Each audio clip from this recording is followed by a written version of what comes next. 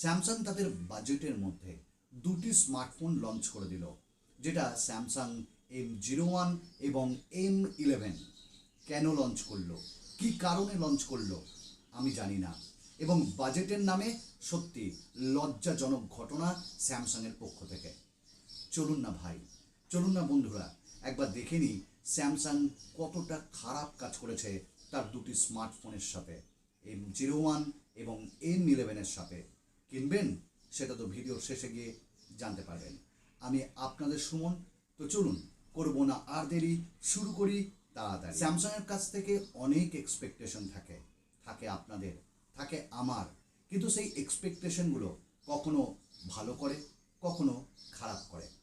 আর আমারও এক্সপেকটেশন আপনাদের কাছে, আপনাদের অনুরোধ, যদি আপনাদের এই ভিডিওটা ভালো লাগে বা আমার চ্যানেলকে সত্যি এনজয় করেন, তাহলে সাবস্ক্রাইব করতে ভুলবেন না এবং নোটিফিকেশন বেলটা পুশ করে অল করে দেবেন।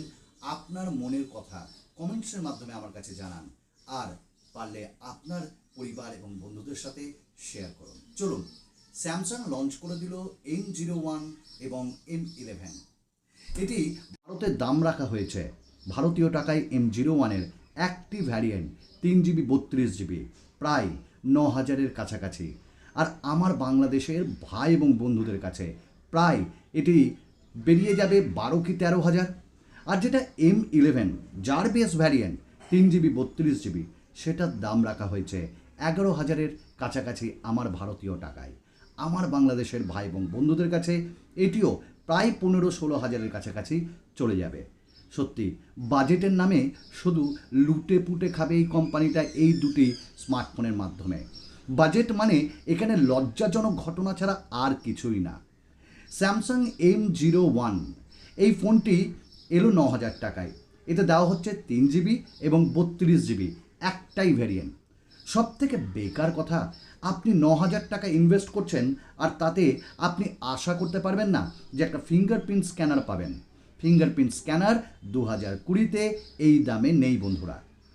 এখানে 5.7 ইঞ্চেসের একটা ডিসপ্লে দেওয়া হয়েছে, যেটা HD+, এবং এটি একটি TFT ডিসপ্লে। আজকের ডেটে ঠিক আছে TFT ডিসপ্লে দেওয়া হচ্ছে, কিন্তু সেই 5.7 ইঞ্চেসের, তাও আবার HD+, ওয়াটার ড্রপ নচের সাথে। আপনারা কি কোথাও মেনে নিচ্ছেন? অবশ্যই বলবেন।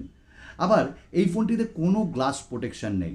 এরই কম্পিটিটার্সরা আপনাকে আরও ভালো ডিসপ্লে প্রোভাইড করছে।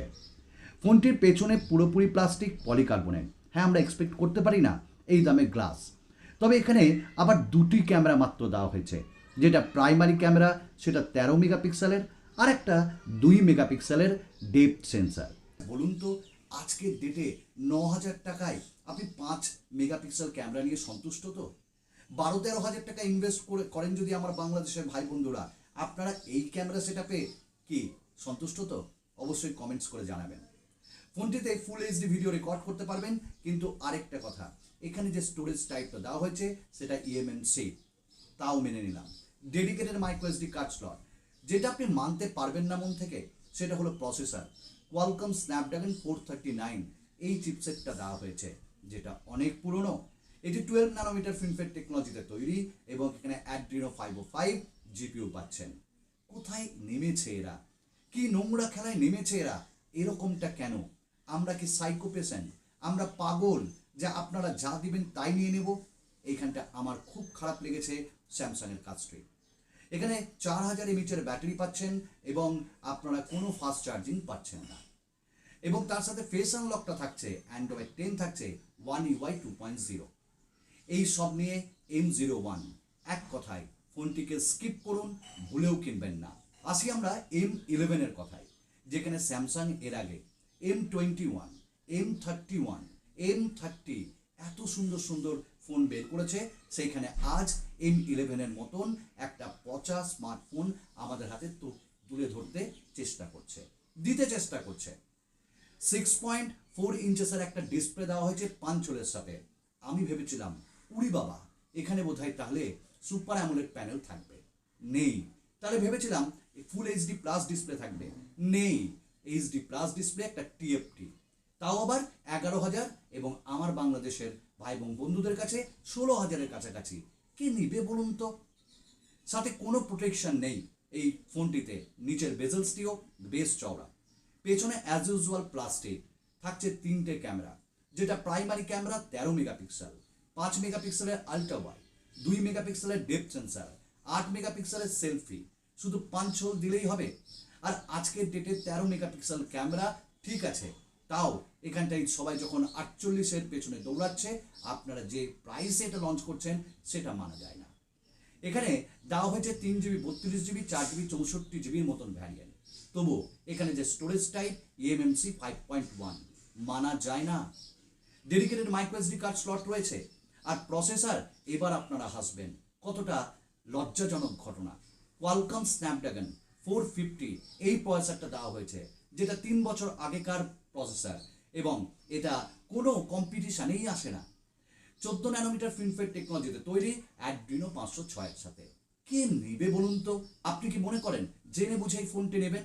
আপনি আপনার কষ্টের টাকা ইনভেস্ট করে লস করবেন? না, তা না। ফিঙ্গারপ্রিন্ট স্ক্যানার রয়েছে, ফেস আনলক রয়েছে, এবং 5000 mAh ব্যাটারির সাথে 15 ওয়াটের একটা ফাস্ট চার্জার রয়েছে।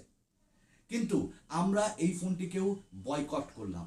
সত্যি M11 কেনার কোনো দরকার নেই, আমি আজ আপনাদের সামনে বলছি। এর কম্পিটিটর অনেক রয়েছে। মোটো G8 পাওয়ার লাইট রয়েছে, রিয়েলমি নার্জো 10A রয়েছে, রিয়েলমি নার্জো 10 রয়েছে। এরকম অনেক প্রোডাক্ট আপনারা হাতে নাতে পেয়ে যাবেন। তাই একটা কথা, সত্যি করে ব্র্যান্ডগুলোকে ভালোবাসতাম, তবে এই ব্র্যান্ডগুলো যা করছে তা বোধহয় সঠিক নয়। আবার আরও অনেক নতুন ভিডিও নিয়ে আপনাদের সামনে চলে আসবো। ততক্ষণের জন্য ধন্যবাদ।